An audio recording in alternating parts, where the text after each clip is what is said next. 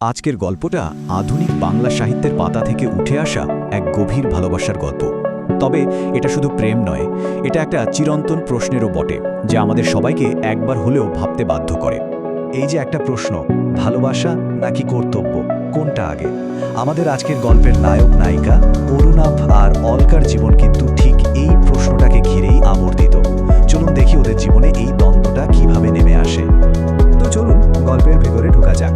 আমাদের গল্পের নায়ক অরুণাভ গোস্বামী। চোখে তার নতুন ভবিষ্যতের স্বপ্ন, আর সেই স্বপ্নকে সত্যি করতে সে পা বাড়িয়েছে এক নতুন শহরের দিকে। অরুণাভ কলকাতার ছেলে, MA পাস, কিন্তু একটা ভালো কাজের সুযোগের জন্য সে নিজের চেনা শহর ছেড়ে চলে আসে ঝাড়খণ্ডের শিল্পনগরী ধানবাদে, ওর পিস্তুত বাঁধা চিনিদার সাথে বোকারোতে ঠিকাদারির কাজ করবে বলে। ব্যাপারটা শুধু নিজের ক্যারিয়ার গড়া নয়, বুঝলেন? অরুণাভ পরিবারের বড় ছেলে, 3 ভাই বোনের মধ্যে সবার বড়, তাই ওর কাঁধে একটা বড় দায়িত্ব, পরিবারকে সাপোর্ট করতে হবে।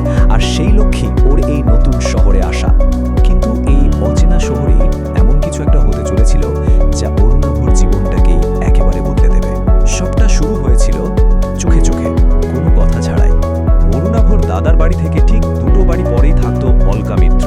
আর প্রতিদিন সন্ধ্যায় যখন অলকা তার কুকুরটাকে নিয়ে হাঁটতে বেরোতো, অরুণাভর পৃথিবীটা যেন ওখানেই থেমে যেত। ভাবুন তো একবার, কোনো কথা নেই, বার্তা নেই, শুধু চোখের ইশারা। প্রথমে অরুণাভ দেখত, তারপর অলগাও ছাদে এসে অপেক্ষা করত। দেখতে দেখতে এটাই যেন ওদের রোজকার একটা অভ্যাস হয়ে গেল, একটা অদ্ভুত সুন্দর না বলা সম্পর্ক। কিন্তু গল্পের মধ্যে একটা টুইস্ট তো থাকবেই, তাই না?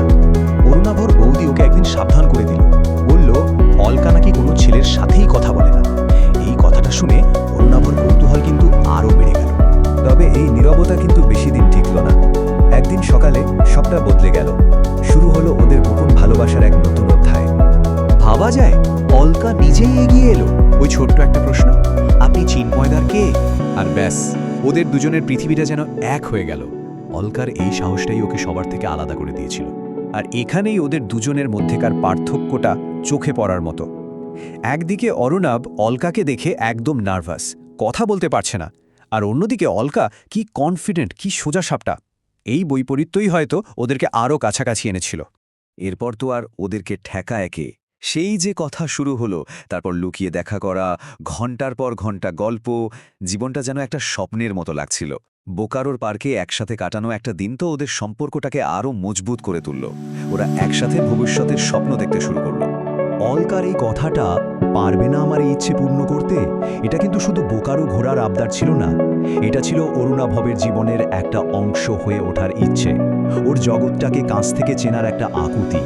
কিন্তু কথায় আছে না, সুখ বেশি দিন সয় না।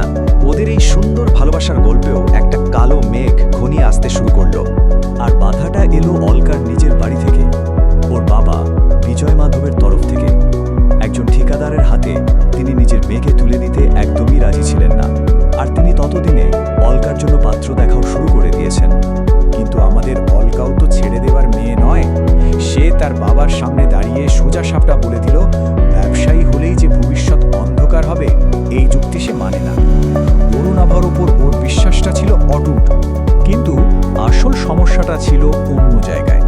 বিজয় মাধব শুধু যে পাত্র খুঁজছিলেন তা নয়, তিনি অলরেডি অন্য এক পরিবারকে কথা দিয়ে ফেলেছিলেন। আর সেই যুগে কথার দাম ছিল অনেক। তো গল্পটা এমন একটা মোড়ে এসে দাঁড়ালো যেখানে একটাই সিদ্ধান্ত, হয় সবটা ঠিক করে দেবে, নয়তো সব শেষ করে দেবে।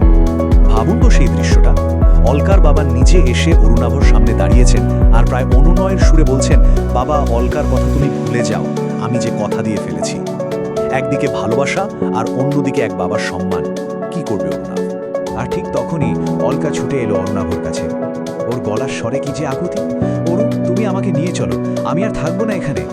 সে সব ছেড়ে শুধু অরুণাভর হাত ধরে বেরিয়ে আসতে চেয়েছিল।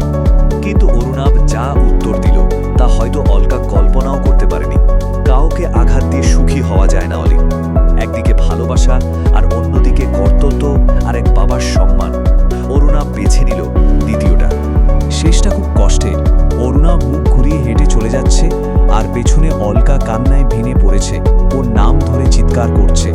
একটা ভালোবাসার গল্প এভাবেই কি শেষ হয়ে যায়? কিন্তু প্রশ্নটা হলো, এরপর কি হলো? অরুণাভ কি আর ফিরে তাকায়নি? অলকার জীবন কোন দিকে মোড় নিল? ওদের এই অসমাপ্ত প্রেম সত্যিই কি অসমাপ্তই থেকে গেল, নাকি নিয়তি ওদের জন্য অন্য কিছু ভেবে রেখেছিল? উত্তরটা কিন্তু এখনও বাকি।